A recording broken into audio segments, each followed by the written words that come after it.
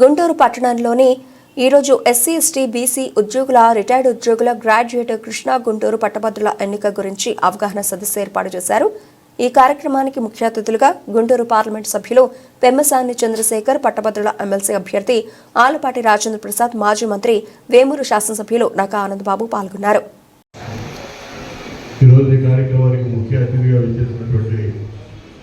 గౌరవనీయులు కేంద్ర మంత్రివర్యులు డాక్టర్ పెమ్మసాని చంద్రశేఖర్ గారు, గుంటూరు కృష్ణా జిల్లాల పట్టభద్రుల నియోజకవర్గానికి ఎమ్మెల్సీగా తెలుగుదేశం పార్టీకి కూటమి అభ్యర్థిగా పోటీ చేస్తున్నటువంటి సోదరులు గౌరవనీయులు మాజీ మంత్రివర్యులు ఆలపాటి రాజేంద్ర ప్రసాద్ గారు, గుంటూరు ఈస్ట్ శాసనసభ్యులు నజీర్ అహ్మద్ గారు, మిత్రులు మంత్రాల వేణి గారు, వేదిక మీద ఉన్న రాజశేఖర్ గారు, కనపర్తి శ్రీనివాస్ గారు, బోర్ల అరుణ్ గారు, ఈ కార్యక్రమాన్ని ఏర్పాటు చేసినటువంటి బాబురావు గారు, వారి సహకరించిన మిత్రులు, పాల్గొన్న ఉద్యోగులు, రిటైర్డ్ ఎంప్లాయీస్, గ్రాడ్యుయేట్స్ అందరికీ మన పత్రికా విలేకరులకి హృదయపూర్వక నమస్కారం తెలియజేస్తాను. ఈరోజు ఎస్సీ ఎస్టీ బీసీ మైనారిటీ ఉద్యోగులు పెన్షన్ల యొక్క సమావేశం అని చెప్పి మీరు ఇక్కడ ఏర్పాటు చేసినందుకు ప్రత్యేకంగా ధన్యవాదాలు, అభినందనలు తెలియజేస్తాను.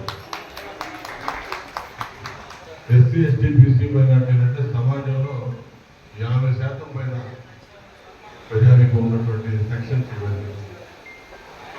వాళ్ళలో ఉద్యోగస్తులు, గ్రాడ్యుయేట్స్, పెన్షనర్స్ అంటే మీరెంతో విజ్ఞత కలిగినాడు. మీరు ఇక్కడ 200 మంది సమావేశారంటే మీరు దాదాపు 20,000 మంది ప్రభావితం చేయగల శక్తి యుక్తి మీకు ఉన్నది. ఎంప్లాయీస్గా, రిటైర్డ్ ఎంప్లాయీస్గా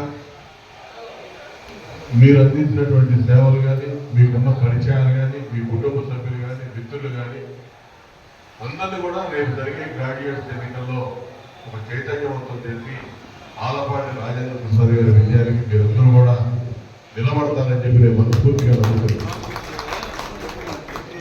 ఇలాగ మేరీ గారు చెప్పినట్టుగా మొట్టమొదటి ఇటీవల ఏసీ కాలేజీలో కూడా ఆంధ్ర క్రిస్టియన్ కాలేజీ, లా కాలేజీ, ఫిజియోథెరపీ కాలేజీ సంబంధించినటువంటి స్టాఫ్, నాన్ టీచింగ్ స్టూడెంట్స్ అందరికీ కూడా సమావేశం జరిగింది. ఎందుకంటే అత్యధిక శాతం ప్రజానీకం ఉన్నటువంటి వర్గాలుగా మీ మద్దతు మనస్ఫూర్తిగా ఆహ్వానిస్తా ఉన్నాం. ఇలా ఆలపాటి రాజేంద్ర ప్రసాద్ గారి గురించి మీకు ప్రత్యేకంగా చెప్పాల్సిన అవసరం లేదు. దాదాపు 3.5 దశాబ్దాలు తెలుగుదేశం పార్టీలో ఈ జిల్లాలో అంకిత భావంతో పనిచేసి ప్రజా జీవితంలో అన్ని వర్గాలతో ఈ జిల్లాలో కలవేసుకున్నటువంటి బంధం ఆయన. పదవులు ముఖ్యంగా తృణప్రాయంగా ఆలోచిస్తాడు పదవి అనేది.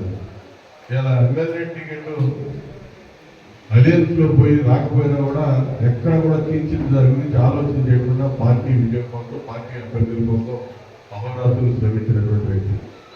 చంద్రబాబు నాయుడు గారు వారి తెలుసు మొత్తం. కాబట్టి ఆయన సేవలు 2 జిల్లాల్లో, కృష్ణా గుంటూరు జిల్లాల్లో రేపటి నుంచి వినియోగించుకోబోతున్నాం. ఒక జనాల నియోజకవర్గాన్ని వేసేది 33 నియోజకవర్గాలు ఉపయోగపడాయి.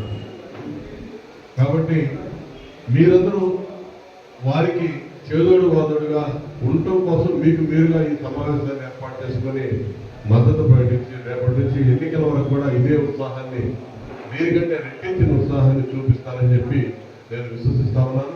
ఇందాక ఈ కాంపౌండ్లోకి వచ్చిన వెంటనే ఇప్పుడే చెప్పారు పెద్దలు, అంబేద్కర్ భవన్ ఎంత నిర్వీర్యం అయిపోయింది, నిస్తేజంగా ఉంది.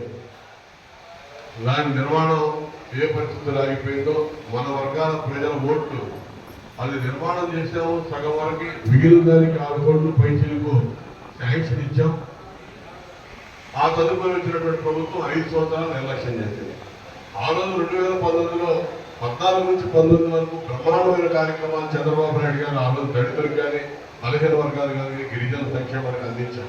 అవన్నీ కాదని ఏదో చేస్తాడు, ఉద్ధరిస్తాడని చెప్పి నమ్మి ఆ రోజు జగన్మోహన్ రెడ్డి కోట్లు వేశారు. చంద్రబాబు నాయుడు గారు పైకి తీసుకురావడానికి ప్రయత్నం చేస్తే కిందకు పాతాళానికి అడగదొక్కే పని జగన్మోహన్ రెడ్డి చేశాడు. ఒక భవనమే కాదు, మన జీవితాలు కూడా అదేవిధంగా అడగదొక్కాడు.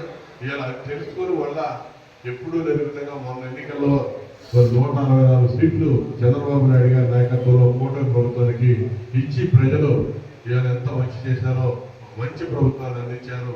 ఆ ప్రభుత్వం ఆధ్వర్యంలో రేపు జరగబోతున్నటువంటి ఎన్నికల్లో కూడా ఎమ్మెల్సీ అభ్యర్థిగా పోటీ చేస్తున్నటువంటి ఆలపాటి రాజేంద్ర ప్రసాద్ గారిని ఆయన గెలుపు అనేది నల్లేరు మీద నడక, అందులో ఎటువంటి సందేహం లేదు.